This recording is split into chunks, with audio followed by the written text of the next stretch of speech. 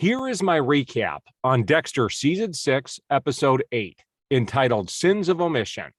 All right, pretty straightforward in this episode. We've got three little storylines going on here. Well, there's four. One is very minor. The most minor one is that Quinn is still having a hard time with his breakup with Deborah, and he ends up going to a strip joint with Masuka and gets very drunk and starts hitting on a bunch of the girls. And Masuka has to actually leave him behind when he refuses to leave. So that's kind of all we had. That's why I said that was kind of a minor side storyline. But we've also got Deborah and LaGuerta, and they're dealing with this call girl who was found dead in a very nice upscale rental. And come to find out, there was a second person involved who tried to save her life. Well, Deborah wants to keep the case open in case this girl was murdered.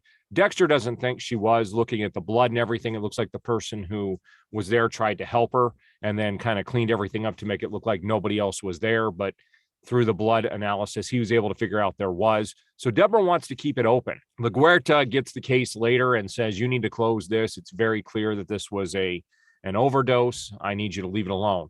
Well, you find out later that LaGuerta actually makes a call to somebody saying it's taken care of. You don't have to worry about it anymore. So this trails back to the very first episode of this season where her boss, she kind of blackmailed her boss into getting into the position she was in. And you found out that her boss was actually, he does sleep with a bunch of girls, prostitutes. He has a black book, basically.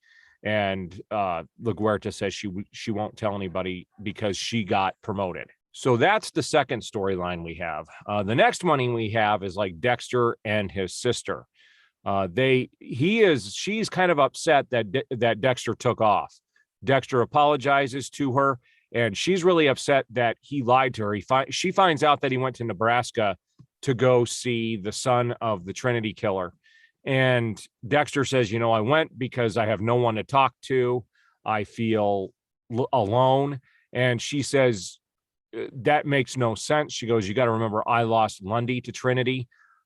You could lean on me, but she was more upset about him not trusting her to begin with and not telling her the truth. So we've got those storylines going on. But the biggest story today is with the Doomsday Killers. So Travis actually let one of these girls go in 2 episodes ago.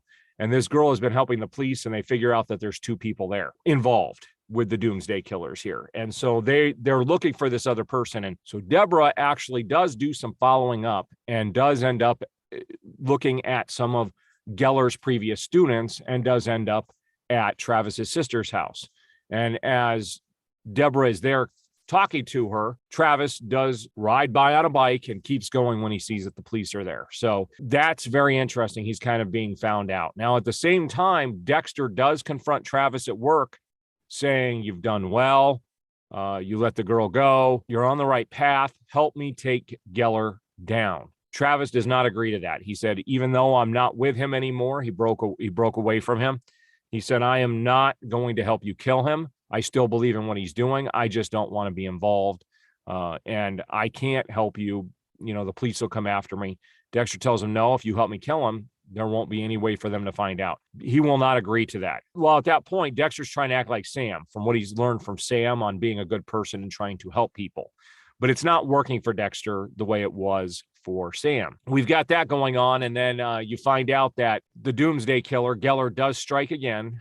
This time there's out in this playground area, there's a big curtain thing that's like 10 feet by 10 feet by all the way around. So it's this big square, and inside there's a woman who was killed as the next victim of the Doomsday Killer. The police take the mask off, and it's actually Travis's sister. So Geller had taken Travis's sister and killed her and made her part of the whole Doomsday scenario that he has cooked up. At the same time, Geller kidnaps Travis and has him chained up where they're kind of holed up in this old church or old building. Dexter shows up. Geller ends up seeing Dexter and takes off. And that's when Dexter goes to release Travis, and Travis says, I will help you kill Geller. Let's do this. And that's how the episode ends. So not a super engaging episode, not a crazy awesome episode, but it did its job. There are 4 episodes left in this season. We're going to see where these next 4 episodes go. And I know there's an explosive end to this season, so that is coming up.